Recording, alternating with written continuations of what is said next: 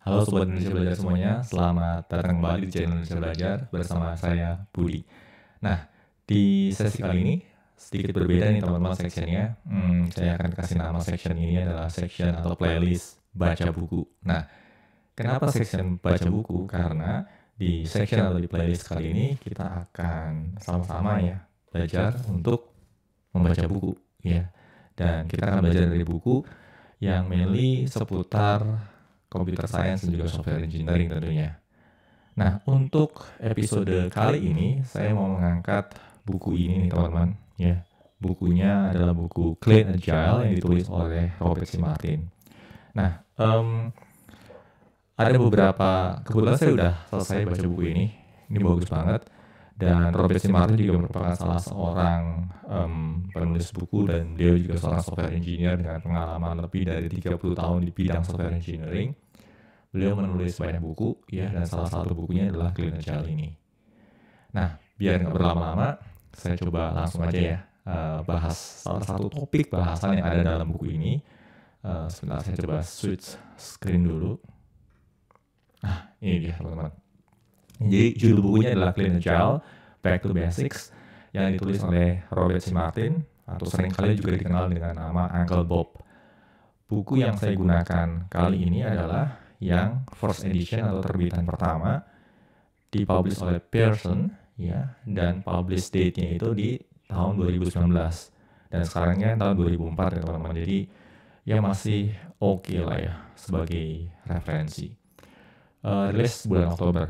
Ini adalah ISBN-nya. Jadi buat teman-teman yang tertarik untuk membaca langsung bukunya, saya bisa bilang bahwa ini termasuk buku yang bisa saya rekomendasikan ya. Topiknya atau topik bahasannya bagus banget ya.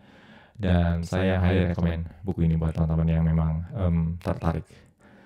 Nah, kita akan coba kupas salah satu topik bahasan yang ada di buku ini, yaitu di chapter 6 ya, atau chapter 6. Judul chapternya adalah Becoming Agile. Dan sub-chapter yang mau saya soroti di sini adalah Agile Tools, Software Tools. Nah, ini menarik nih teman-teman, karena di chapter ini atau di sub-chapter ini ada statement yang cukup tegas yang disampaikan oleh Robert C. Martin. Dan di sini statementnya saya kutip as it is ya, apa adanya. Statementnya adalah seperti ini teman-teman. Software developers must master a number of core tools. Jadi Uncle Bob ini berpendapat bahwa seorang software developers yang profesional itu must ya. Must itu berarti harus, kudu, mesti ya. Mesti mastering itu tidak hanya tahu tapi menguasai ya, a number of core tools, beberapa tools inti. Nah, di buku ini Robert C. Martin memaparkan ada 9 kategori core tools atau 9 kategori tools utama yang harus dikuasai oleh seorang software engineer. Ya, kita akan coba telah satu persatu ya teman-teman. Yang pertama adalah tentu saja programming language. Nah, di sini Robert C. Martin mengklasifikasikan programming language atau bahasa pemrograman sebagai tools. Di sini dibilang bahwa at least one programming language, setidaknya satu bahasa pemrograman, and often more, dan seringkali lebih ya. Sebagai seorang software engineer, tentunya kita nggak mungkin bisa bekerja kalau kita nggak menguasai bahasa pemrograman ya. Dan sebagai profesional software engineer, yang most likely kita akan menggunakan lebih dari satu bahasa pemrograman. Nah, di sini ada hal lain yang perlu saya tambahkan nih teman-teman. Pertanyaan yang sering kali muncul adalah bahasa pemrograman apa yang harus dipelajari ya. Nah, di sini saya berpendapat bahwa ya any programming language sebenarnya ya, bahasa pemrograman apapun juga, yang penting teman-teman fokus di satu dulu ya, karena bahasa pemrograman yang paling sulit dikuasai adalah bahasa pemrograman yang pertama kali teman-teman pelajari. Bagi saya pribadi, yang paling sulit adalah Pascal, karena Pascal adalah bahasa pemrograman pertama yang saya pelajari. Saya harus spending banyak waktu, saya harus spending banyak effort untuk menguasai bahasa pemrograman tersebut. Lalu beranjak ke bahasa-bahasa pemrograman yang lain tentunya akan lebih mudah. Nah, tapi itu konteksnya dulu ya teman-teman, di tahun 2000 ya, karena saya dulu berkuliah di tahun 2000. Nah, untuk tahun 2024 ini, kalau menurut saya pribadi ya, bagi teman-teman yang ingin memulai belajar bahasa pemrograman, ya teman-teman bisa mulai dari Java ya, atau Python ya, atau Golang. Ya, jadi 3 bahasa pemrograman itu menurut saya cukup ideal untuk dipelajari dalam rangka membangun fondasi. Ya. Dan ketiganya juga masih sangat relevan sekarang ini. Ya, dan masih dipakai. Jadi buat teman-teman yang mau investasi waktu dan energi dalam mempelajari bahasa pemrograman, ya pilih aja salah satu dari ketiga bahasa pemrograman tersebut. Oke. Kategori tools kedua adalah IDE, Integrated Development Environment, atau Programmer's Editor. Ya, nah di sini tentunya seorang software engineer harus memilih ya IDE apa yang kira-kira nyaman bagi dia untuk bekerja. Buat teman-teman yang nggak nyaman dengan IDE, ya sebagai programmer, mereka akan memilih yang namanya Programmer's Editor. Ya. Dan ya beberapa contoh ya untuk IDE, beberapa Java developer, mereka biasanya akan menggunakan NetBeans atau IntelliJ ya. Kalau untuk Python developer, biasanya akan menggunakan PyCharm ya. Nah, tapi nggak semuanya suka nih menggunakan IDE. Ya, ada beberapa orang juga yang lebih suka menggunakan Programmer's Editor seperti Vim, Emacs ya, atau mungkin yang paling populer sekarang ini adalah Visual Studio Code. Dan ini preferensi pribadi masing-masing ya teman-teman. Nggak ada yang lebih baik ataupun lebih buruk. Yang perlu teman-teman perhatikan di sini adalah ya pilihlah tools yang memang paling sesuai dengan selera teman-teman yang bisa menjadikan teman-teman itu produktif. Oke, itu. Dan tentunya setelah memilih tools, ya pastikan ya teman-teman juga menguasai benar tools tersebut. Gitu. Oke, poin ketiga adalah data formats nih teman-teman. Ya, dan data formats ini juga dipandang sebagai tools sih teman-teman. Dan di sini seorang software developers itu diharapkan menguasai beberapa data formats dan juga markup languages. Ya, salah satu data format yang cukup banyak digunakan tentunya adalah JSON. JSON, XML, YAML, ya, TOML, ya, dan lain-lainnya. Oke, dan juga markup languages seperti HTML. Ya, ini sudah suatu hal yang seharusnya dikuasai. Oke, kita akan coba lanjut ke poin berikutnya. Nah, kategori tools keempat adalah command line and script-based interaction with the operating system. Sebagai software developers, kita juga cukup sering ya dihadapkan pada situasi di mana kita harus berinteraksi dengan sistem operasi dengan menggunakan command line ataupun script base. Nah, di sini ya sangat penting ya buat kita untuk terbiasa ya bekerja dengan command line, beralih direktori misalkan dengan command line, melakukan copy file ataupun modifikasi file dengan menggunakan command line, atau menggunakan yang script base. Ya, ini merupakan suatu hal yang sangat-sangat esensial nih teman-teman. Tools kelima atau kategori tools kelima adalah source code repository tools ya atau versioning system ya. Dan tentunya ya yang menjadi pilihan yang de facto sekarang ini yang well known and globally adopted adalah Git. Git itu bukan sesuatu hal yang sebaiknya dikuasai ya teman-teman. Git itu adalah sesuatu hal yang harus dikuasai sekarang ini. Karena kalau kita nggak bisa Git, kita nggak bisa manage code kita dengan baik. Ya, kita akan sangat-sangat kerepotan sekali. Terutama sekali ketika kita harus bekerja dalam satu tim. Jadi buat teman-teman yang sekarang ini masih pelajar ataupun mahasiswa, ya coba teman-teman untuk investasikan waktu teman-teman untuk mempelajari Git versioning system ini. Oke. Lalu berikutnya, ya kategori tools ke-6 adalah continuous integration and build tools nih teman-teman. Nah, ini juga urgensinya cukup tinggi ya teman-teman ya.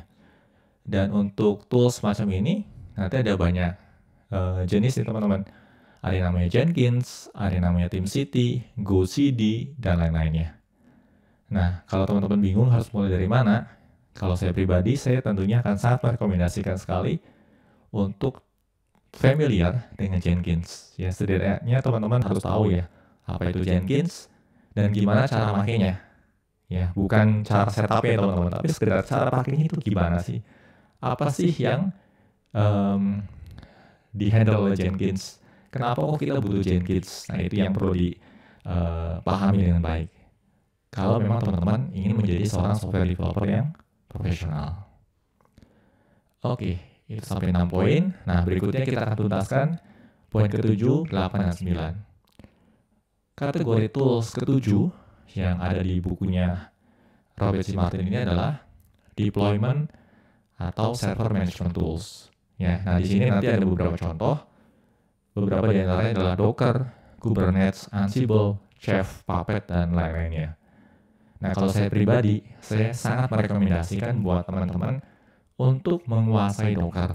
Ya, ini penting sekali teman-teman ya. Sekarang itu sudah zamannya containerized application, dan kebutuhan engineer atau software developer yang menguasai Docker itu sudah menjadi sesuatu hal yang umum sekarang ini. Nah, buat teman-teman yang masih belajar dan mahasiswa, ya coba ya untuk catch up dan coba familiar ya dengan yang namanya Docker. Oke. Nah, berikutnya poin ke-8 ini cukup menarik teman-teman. Communication tools ya. Tools untuk berkomunikasi. Yang menjadi penekanan oleh Robert C. Martin ini ya ada yang namanya email, ya ada juga yang namanya Slack ya. Jadi untuk perusahaan teknologi itu banyak banget sih yang menggunakan Slack ya untuk komunikasi. Oke. Beberapa juga ada yang menggunakan Discord ya untuk komunikasi. Ya. Nah, tetapi yang paling mendesak atau yang paling penting itu justru sebenarnya adalah penguasaan bahasa Inggris. Ya, English language. Dan ini sangat-sangat penting sekali teman-teman. Terutama sekali sekarang ini ya teman-teman. Karena kita itu kan pekerjaan di bidang software engineering itu kan makin global. Artinya akan ada banyak sekali kesempatan di mana teman-teman akan bekerja atau berkolaborasi dengan other software engineers yang mungkin tidak bisa menguasai bahasa Indonesia. Ya karena mungkin teman-teman harus bekerja dengan engineers yang berasal dari negara-negara lain. Nah, di sini penguasaan bahasa Inggris itu sangat-sangat penting sekali teman-teman. Ya, jadi buat teman-teman yang masih pelajar dan mahasiswa, tolong investasikan juga waktu teman-teman nih ya untuk menguasai bahasa Inggris gitu. Lalu poin ke-9 adalah testing tools ya. Testing tools ini nanti ada yang namanya unit testing framework, ada juga beberapa tools kayak Cucumber, Selenium, dan lain-lainnya.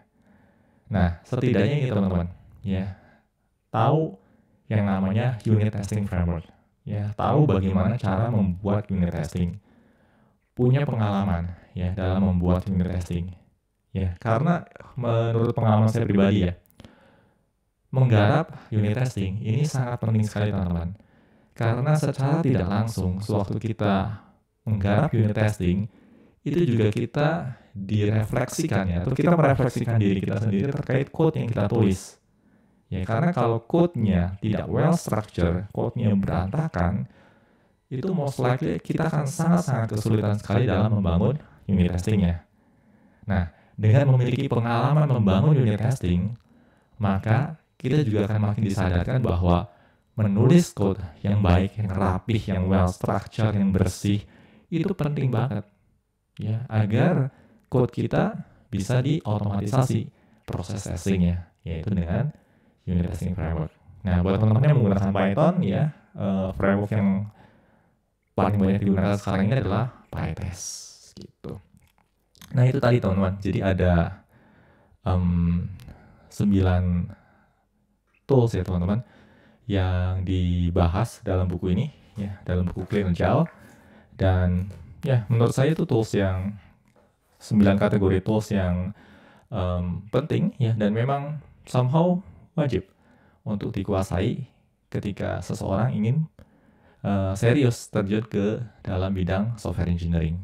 Ya, oke. Paling itu teman-teman bahasan dari saya, dan ini juga merupakan playlist yang baru. Terus saya juga butuh feedback dari teman-teman. Kira-kira menurut teman-teman apakah pembahasan semacam ini berguna atau tidak buat teman-teman?